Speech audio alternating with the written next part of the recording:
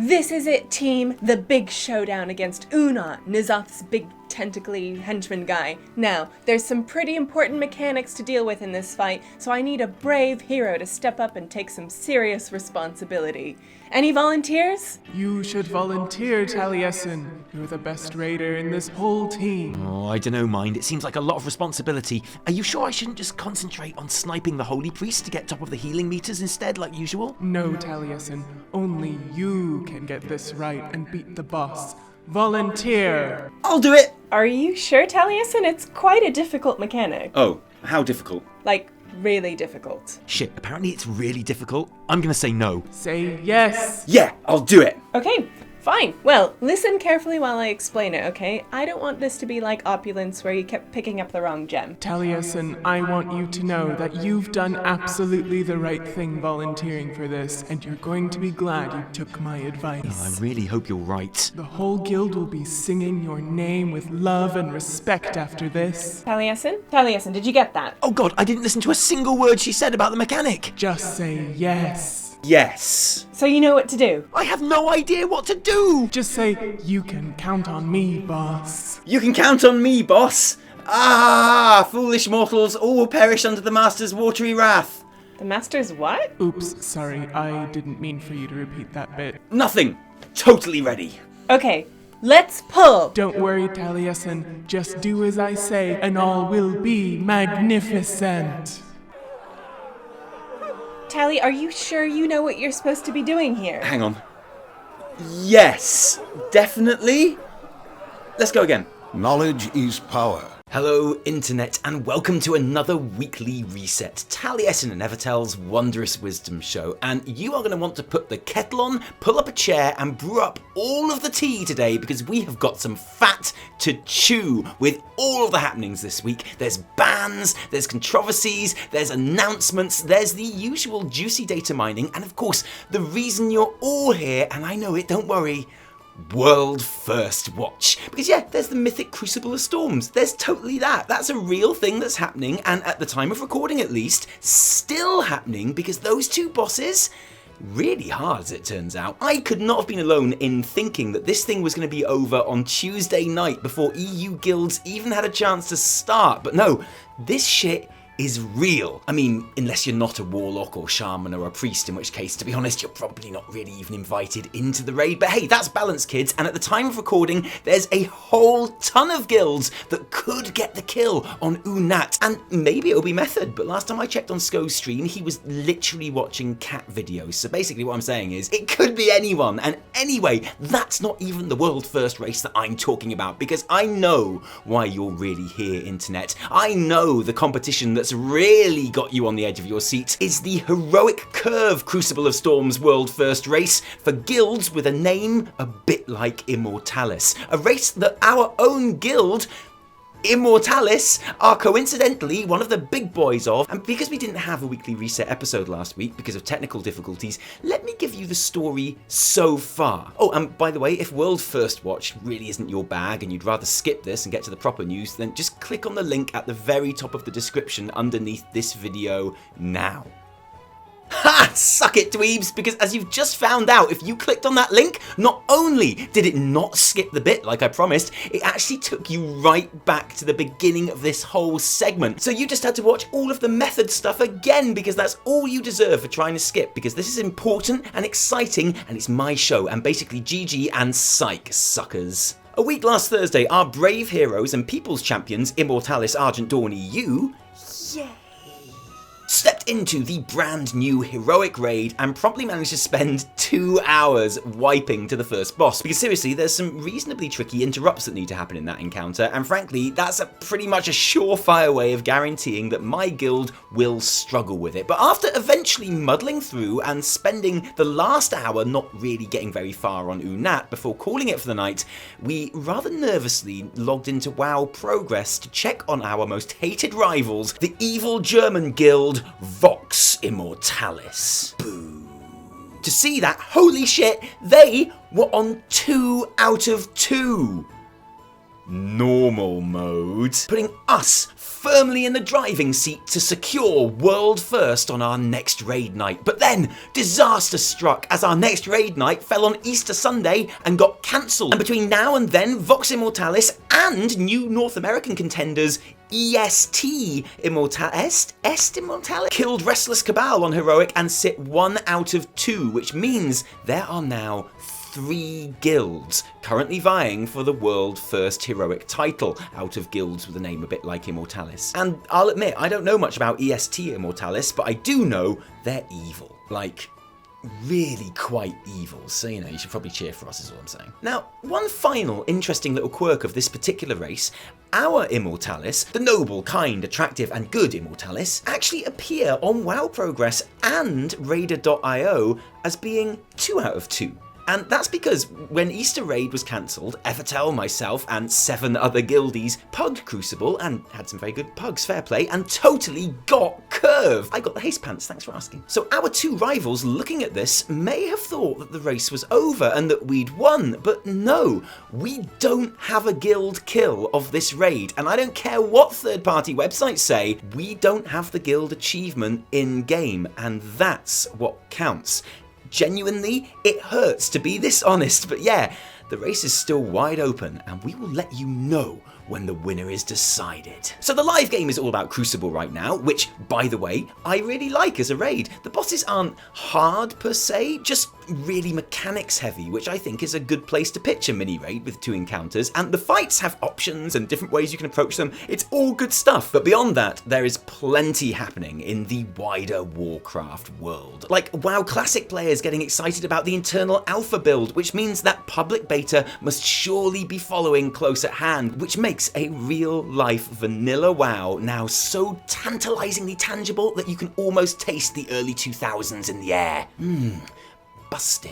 And to go along with the joy of the old, there's the thrill of the new as the 8.2 PTR continues to take shape, which Evie will be looking at in just a moment with all the awesome new models and mounts. And speaking of mounts, this week saw the return of a familiar face in the form of the Dreadwake, which was added to the in-game store for the usual price of 25 American dollary dues. The Dreadwake, of course, is the mount that was given away with the 6-month WoW subscription as part of a promotion in late 2018, and as promised is now available for everyone to buy with their hard-earned cash or in-game gold. Now, luckily we don't really have to discuss this any further because all of this has panned out exactly as we reported it in October, and it's not like it's even been a talking point on the forums either, where everyone agreed that this was by far the least interesting thing to happen this week. And if we're going to be discussing mounts at all, it's going to be much more fun to make it one of the new 8.2 models that are, no, it was a shit show. Obviously. F you, Blizz! You scammed me when you said it was exclusive to the 6 months purchase. Wow, exclusivity, not. Panic buttons are boat-shaped. Exclusivity my ass, lol. It's not as exclusive as y'all made it seem to be. Wasn't this exclusive? And I quote, the mount and game bundle is available for $77.94 and the offer runs through October 21st. The mount is a flying mount. If you recently purchased 180 days of game time and a recurring subscription plan, you will automatically get this mount. It's exactly like World War I. Oh, sorry, that's a mistake. I don't know how that last one got in there, but in all seriousness, this reaction should tell us something, and it should probably worry us a bit too, just because of how outrageously misinformed it is. Because seriously, the amount of times going through the comments and reactions to this news that I saw the word exclusive used, the amount of times that I saw someone absolutely genuinely convinced that they had been flat out told that the only way to get this mount was to buy the 6-month sub in October is terrifying. Basically what I'm saying is, you all need to watch more Weekly Reset, people, because here's what we told you about it at the time. The mount will go into the store in 2019, so you can get it without the 6-month sub if you like, and this isn't even small print, okay? It's there in the very first paragraph of the announcement, and you know what?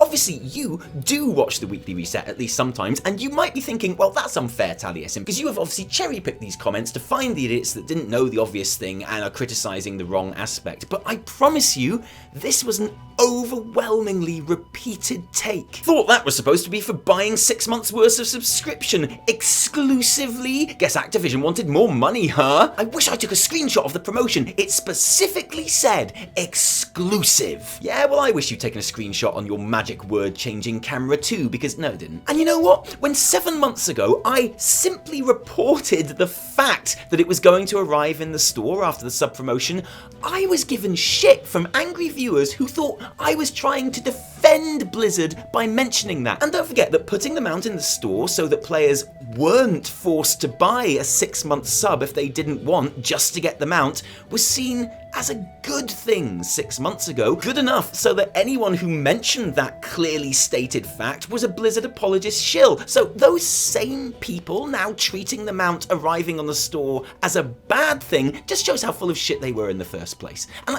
I'm sorry if you think I'm overreacting here, but this is also annoying because it's so easy to criticize the mount store correctly. I do it nearly every episode of this show. So, at the risk of repeating myself, I think in a game that I pay a monthly sub for, all new content in that game should be included in the cost of the sub and expansion prices, and that means mounts. And that is all the reason you need to hate the store. Say that and I will happily agree with you all day long, but don't get greedy, okay? There is no excuse to be this wrong. This guy, Quote Man, not only is his quote essentially made up, but even in his wrong quote that he's using as evidence of exclusivity, there's no mention of exclusivity. I feel like I say this every week too.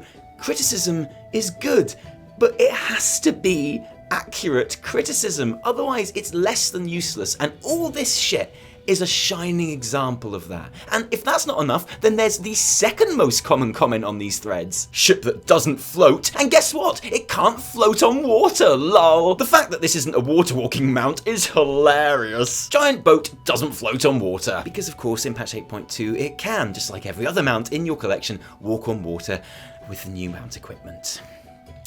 So let's move on to something a lot less controversial. BlizzCon 2019, which was finally announced this week. To my relief, because I was starting to get a little bit worried that, maybe they'd accidentally fired the employee who books Anaheim Convention Center or something and there wasn't going to be an event this year. So late was this announcement in coming, but no, BlizzCon is happening. You suspect it's going to be an especially big announcement year, and surely we can all be happy getting on with preparing ourselves for that mad rush for tickets, which this year come in a range of different options. The standard ticket, which is exactly the same as always, except that the price has gone up to $229. And a new BlizzCon Portal Pass, which is basically your standard Convention Plus ticket with preferred parking, quicker entry into the convention, different lines, and access to the Portal Pass Lounge, which is a separate area in the convention center with screens and refreshments and power outlets for $550. Now, of course, Activision didn't just invent the idea of graded tickets to conventions. It's an industry standard to offer these kind of buying options for people who want to drop the extra cash, and this was a fact very much appreciated on the forums, where the general attitude was one of relief that finally BlizzCon was bringing itself into line with the same kind of services offered at almost every other comparable. No, it was a shit show, obviously. Whoa, 229? You realise that's just being scumbag. Fast passes at BlizzCon sounds like this is turning into Activision Con. BlizzCon, more like we make games for phones now, con. I'm gonna be honest with you here, fam. This is a subject that we've thought about a lot since it was announced, because I know how I feel about it. I don't really like it, without being able to really tell you why, and also while at the same time knowing that any dislike I have for the idea of the Portal Pass, the idea of people being able to pay more for certain extra services, and the word extra is important here, okay, because the standard ticket hasn't lost anything in this deal. Everything in the Portal Pass is genuinely extra. Any dislike I feel for that is pretty hypocritical, really, because I have been to BlizzCon twice, and both times I've had a press pass. So I already have my own security line and private press area and refreshments and someone to answer all my questions. So I literally don't know what it's like to go to BlizzCon with a normal ticket. And when we asked for people's opinions on this on Twitter, we've heard back from loads of people who think that this is great. People who suffer from anxiety or struggle being on their feet for hours, who have kids, or who just want the weekend to be as stress-free as possible. And I can't argue with that. You may think it's not worth the money, and to you, I'm sure it's not. It's not to me, but cost is relative. Like, I happily pay a premium for extra legroom on long flights, but that's because I'm born of a superior race of giants, and so that purchase has more value to me than, say, someone who is normal sized, whose knees aren't jammed up against the seat in front of them for 12 hours. And then there's the fact that, let's be frank here, if you're coming to BlizzCon from anywhere outside the US, and your BlizzCon trip costs in excess of $3,000, the BlizzCon ticket price itself is by far the least painful expense that you are budgeting for. And I feel really happy that this is something that might genuinely improve the experience of lots of people, and I'm really glad they got in touch to tell us so. But despite all that, I still feel a little uneasy, and I think the reason for that is pretty selfish really, but here's what I think it is. For me, the most wonderful thing about Blizzard and BlizzCon in particular is the community that's built up around it. The most fun I've had in Anaheim has been at community organised events. The Wowhead Party, Con Before the Storm, events full of heart and love and people and togetherness, and so yeah, I'm wary of anything that divides that community like these tickets do. I'm wary of Blizzard introducing more Blizzard-run events because I love all the unofficial stuff. I think, really, I just hate change and I need to get over myself, but I can't help not quite liking this, at least for now. Okay, fine, what I'm really worried about is that no one is going to come to our signing at Con Before the Storm on Thursday night because they'll all be at the Dark Moon Fair preview. That's it, and I'm sorry, that's a legitimate worry, okay? Please come to our signing. Like, seriously, please come to our signing. Okay, enough controversy. Let's talk about some things we can all agree on, all regarding the patch 8.2 PTR, all of which we are giving our blue spoiler bot warning, because none of this is story stuff or reveals, it's just cool shit we want to look at. Like this completely no context void dragon, which was discovered in the code this week. Can we all agree that this is one bitch-ass awesome void dragon? Of course we can. Can we all also agree that this raises some questions that we're probably all going to have a nice long speculation-filled talk about at some point, but just totally not now? Absolutely we can. See? No disagreements here. Can we all agree that the new Caverns of Time portal in the Stormwind and Orgrimmar portal rooms is a good idea? You bet it is. Is anyone really surprised it got added?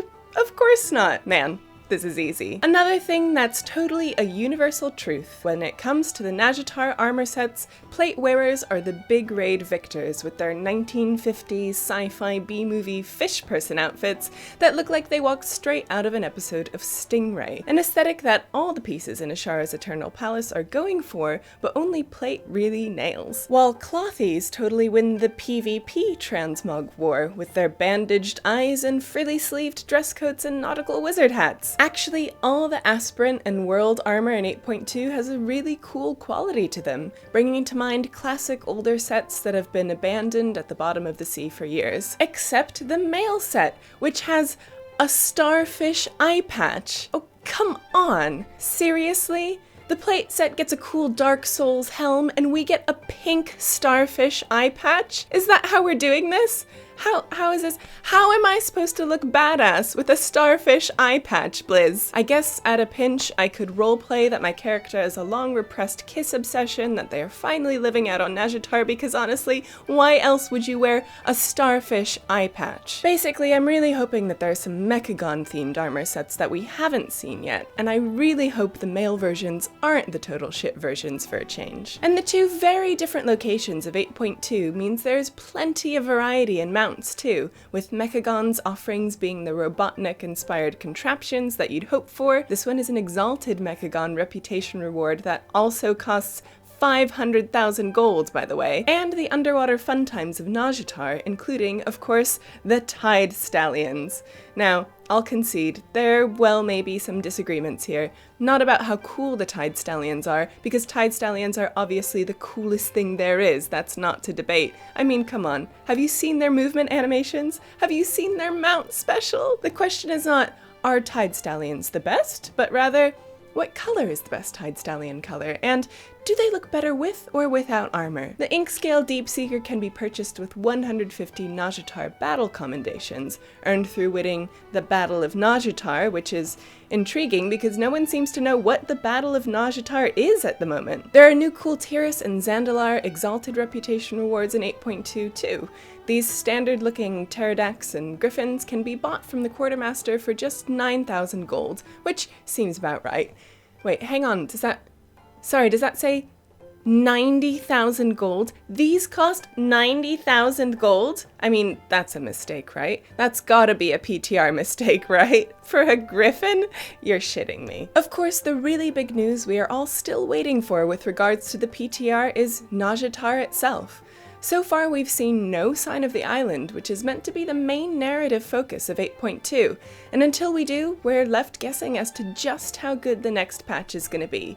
Because I think we can all agree, it needs to be good. And finally today for the PTR, before we start talking about those latest player bans, a big old juicy red bot spoiler warning, because we are about to grit our teeth and plunge our hands into the oozing recesses of datamined broadcast text, which of course can and does change at any time and shouldn't be taken seriously, but which is still fun to talk about, so here we are. You might know that we've been talking a lot recently about Azshara and Nzoth, and how much Sylvanas may or may not know about what is going on in the grand scheme of things.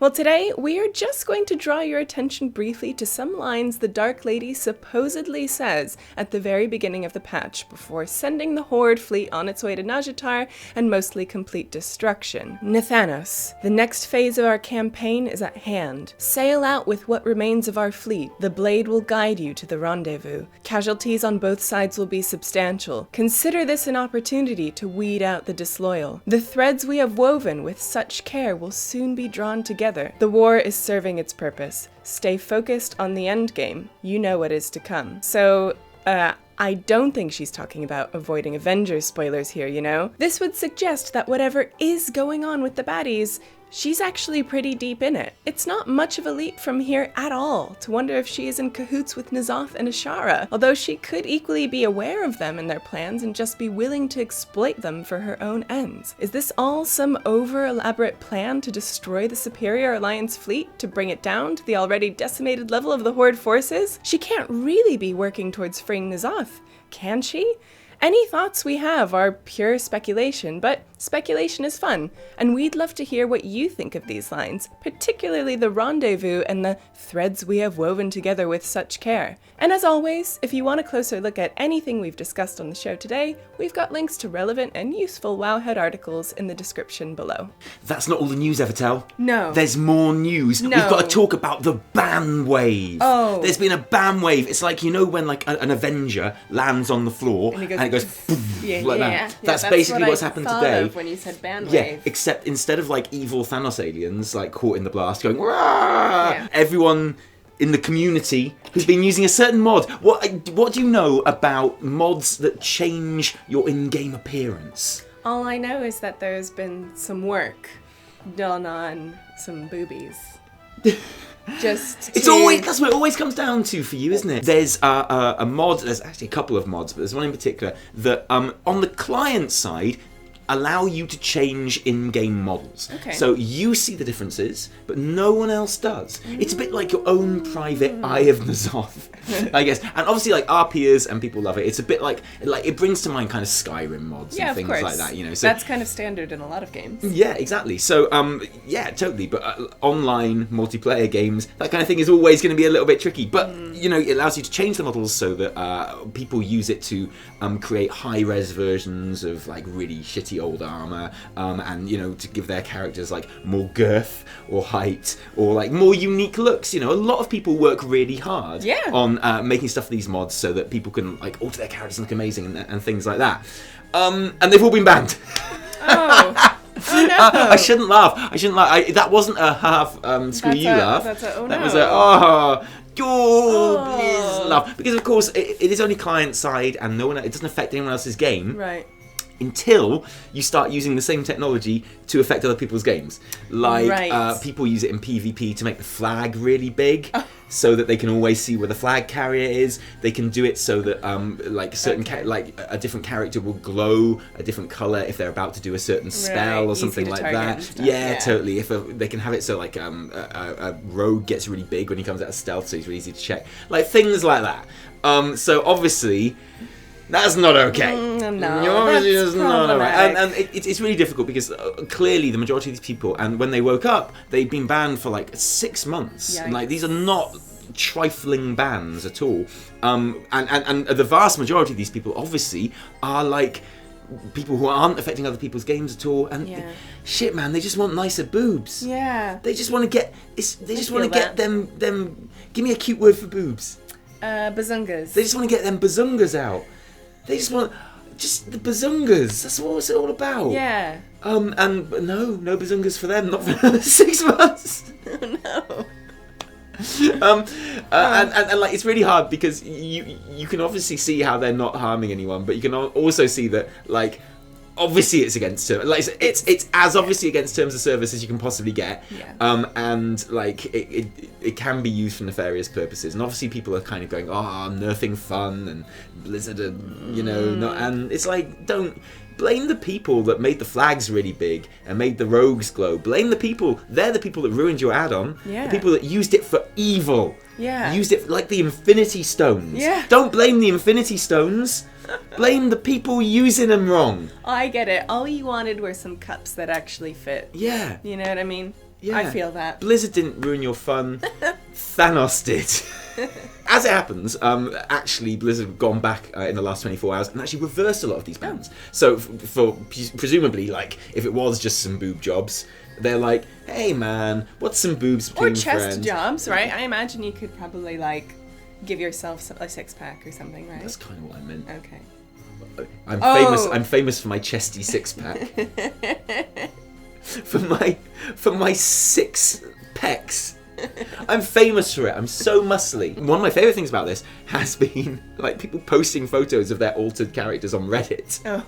In the wake of the ban, which now they've maybe been unbanned and wish they hadn't done.